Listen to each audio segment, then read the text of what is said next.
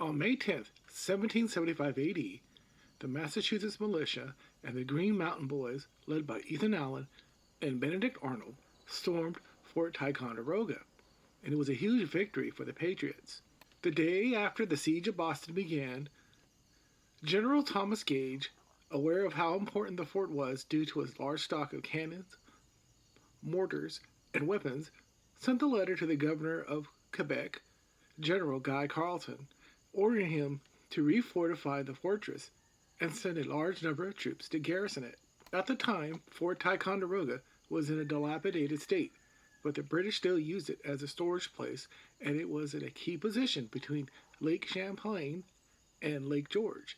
It was also situated in a spot that could monitor the trade routes of the Hudson and St. Lawrence rivers.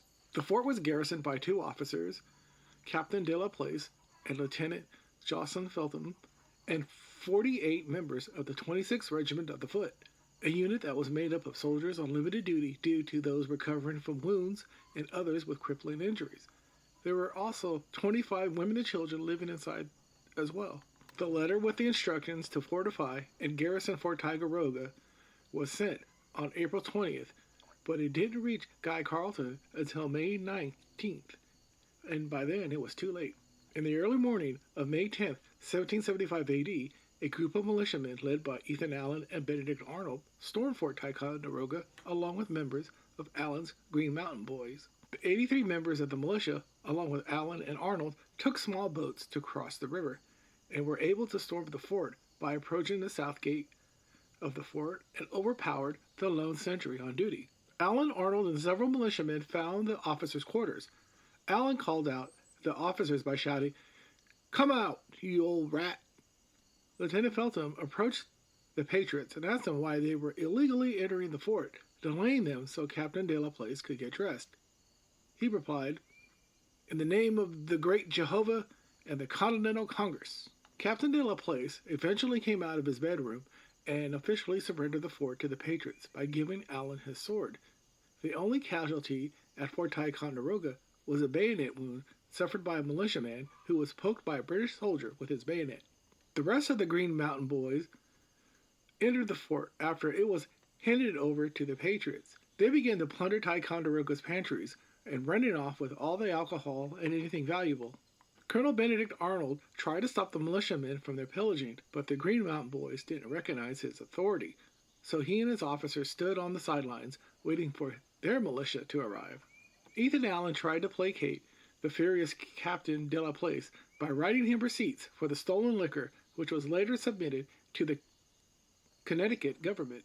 The next day, on May 11th, 100 Green Mountain Boys, led by Captain Seth Warner, captured the nearby Fort Crown Point. They easily captured the fort, which was garrisoned by 9 British soldiers. The fort held over 100 cannons, which were immediately sent to Boston. A small detachment of militiamen went to Lake George and captured a small fort named Fort George.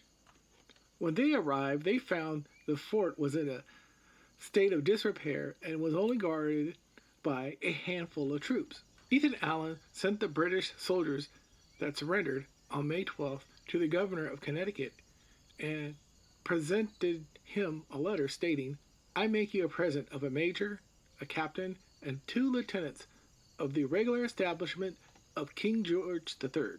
After taking stock of the cannon and weapons found in Fort Ticonderoga, Colonel Benedict Arnold planned a raid on Fort St. John.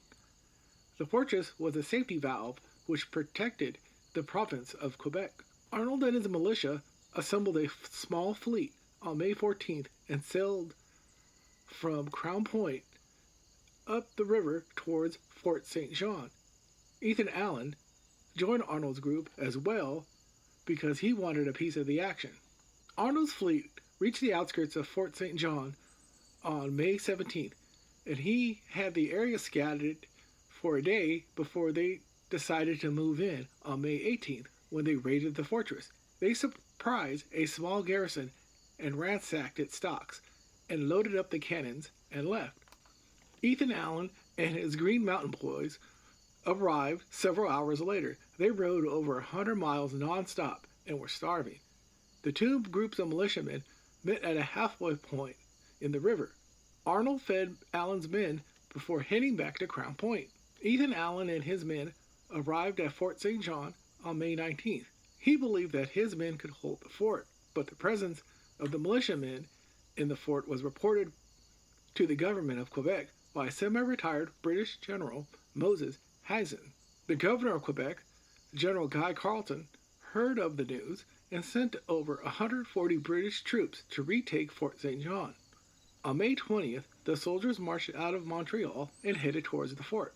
Ethan Allen was warned by a Montreal merchant who was sympathetic to the Patriots' cause and raced out on horseback ahead of the soldiers to give him the news.